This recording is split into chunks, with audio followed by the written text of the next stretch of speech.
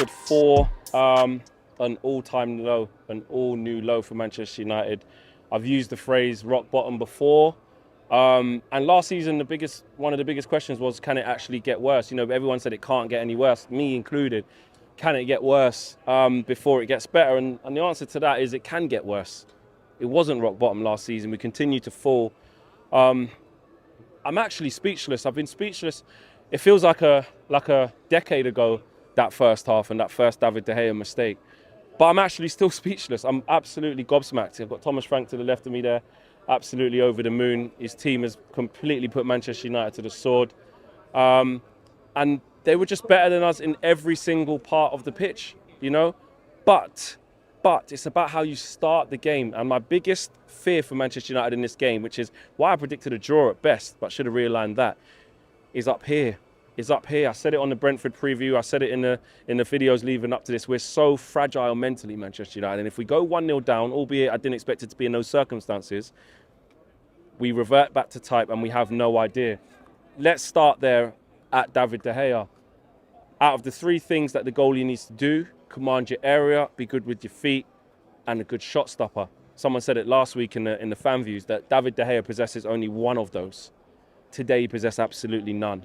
Absolutely none. The one thing you can put at David De Gea's doorstep is that he's a great shot stopper, and the easiest of shots from Josh Da Silva, who just comes off scoring a worldie from Leicester the week before, hits a speculative right foot P-roller, and it goes in after 10 minutes. As soon as that happened, as a Manchester United fan, you just felt it. You just felt, oh no, here we go again. Here we go again, as the meme goes, because there was only going to be one outcome as soon as that happened. The second thing I want to talk about is how we conceded the second goal. So we played Eriksen in a 6 position today, where Fred's been playing, and you probably thought he would have got on the ball a little bit better today and been able to dictate play. It's not his natural position, but can we get through until we go and get that player? But we tried to play out from the back where Martinez takes the goal kicks, he gives it to De Gea, and Eriksen comes in for a wall pass to play it out to Dalot. Now, we did it just before we conceded that goal, and the ball went out of touch because Dalot had to kick it out. The warning signs were already there. But clearly, because the instruction from Ten Hag is to keep playing in that way, to keep doing that, what happens is they do it straight again, and Brentford could smell the danger. They could smell the blood straight onto Eriksen. He's got a player right up his arse, loses the ball, 2-0. And from there, it was absolute free-for-all. Then the set piece, you know Ivan Toney's big, powerful, strong, good in the air. They set up from the corners with Ivan Toney drifting out to the back post to put the header back across. Martinez nowhere to be seen once the ball gets back, 3-0. And the fourth one, which from a Brentford perspective was fantastic, but from a Manchester United perspective, in there, camped high up in their half, we're in their box, one ball. It took one ball over the top. And then you've got Ivan Toney, who just lays it in left foot to Mbeumo, and Luke Shaw's in massive, massive trouble, was never going to get there. 4-0 lights out. I don't mind losing games under this manager, especially early on. I need to separate that emotion from losing games because of tactics. What I will always call out is losing games because of lack of application, lack of desire, lack of mentality, the lack of willingness to get on the ball. As Stuart said there, and I'm sure Thomas Frank will be talking about his team. He's just talking to Sky Sports over there. He will be saying, my team were at it. You know, Stuart said that his team, Brentford, just wanted it more than us. That I can't forgive. That is the same thing as last season. And this is why, to be fair to a lot of you guys at home, when we're trying to maybe give opportunities to players and say it's a clean slate, this is why a lot of people said, I can't forgive these players. I can't move on from last season. That's why. We just saw it again. And it's looking very, very, very bleak. We are in a deep, dark hole 2 games into the season. We keep getting told the line from the club is judge us by the end of the window. Well, we can make judgments now, and we are so ill-prepared. But even with the players that are there, there's one thing about waiting for signings. I'm not letting them off the hook. Sometimes you think you run out of adjectives and run out of ways to explain what you're seeing. And when I sat up there in the gantry, I literally felt that. I said to myself, I can't explain what I'm seeing because it's inexcusable. That there was more than just players trying to get used to new tactics. That there was just a lack of application, a lack of desire to win.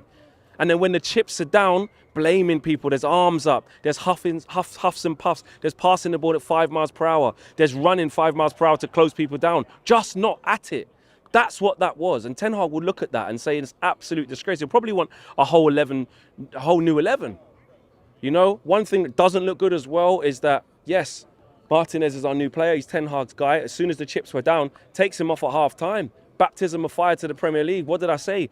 I said, if I'm Thomas Frank, I'm going to say, get on the angle, stick out Ivan Toney on him, and look to put pressure on him.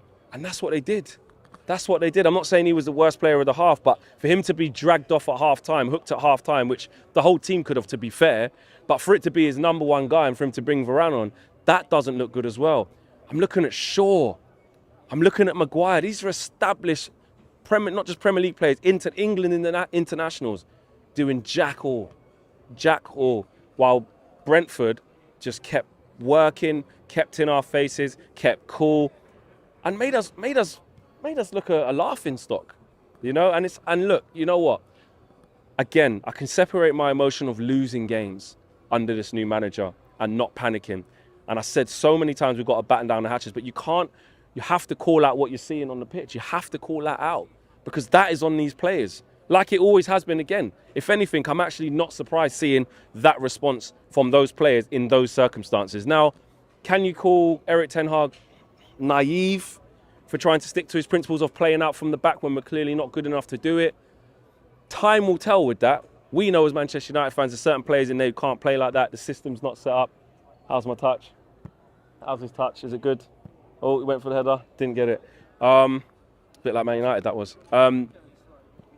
How does Erik ten Hag see that? Does he not persist with that? And in the long run, we keep playing in the same way, even though you concede goals. It is a fine balance. When Pep Guardiola first went to Manchester City, he's trying to get the players to play the same way, even though you concede goals, you've got to take it. Same with Mikel Arteta. But our players are so low on confidence and so far away from even that starting point, I think it's naive. I'm going to go on the side of naive. I can see why they kept trying to play like that. But you're under the cosh. You're 1-0 down already. You've already just made that mistake. Work on it another time. Not 1-0 down to Brentford when getting the crowd up and stuff like that. Get rid of it. Just hook it. You know, but they tried to stay true to the principles and it's absolutely backfired. And we've got egg on our faces. Honestly, and then we're coming to Liverpool next and it's just going to be an absolute horror show. You know, that's 4-0 there. God knows what it's going to be against Liverpool at Monday night. And we are in absolute freefall. We don't know who's going to be coming into the football club. We don't know who we're going to get yet. We keep being told, just judge us when, you know, once the window's closed. But with what I'm seeing now, I cannot believe it. Honestly, I'm staggered. And you know what? Hats off to Brentford because you know what? They absolutely deserved that win. They really, really did. Manchester United back to the drawing board again. More embarrassment to probably come because you know what's coming on Monday night. And I'm emotionless. I can't shout and swear and stuff like that because it's becoming where you expect it now. And that's the sad thing. It will get worse before it gets better, of course. But tactically, this team has got so far to go. Loads of square pegs in round holes. McTominay again coming off the bench, disaster class. And I'm not just trying to pick on him, but I'm just thinking of some of the things that I saw. You got Martinez hooked, Jadon Sancho non-existent. They were all non-existent though, to be fair. Bruno petulance as well. The most passion he showed was pushing one of their players who accidentally bumped into him. That sums it up. So I hate the term we go again, but I am absolutely dreading next week and what's to come for this team. At the moment, we are in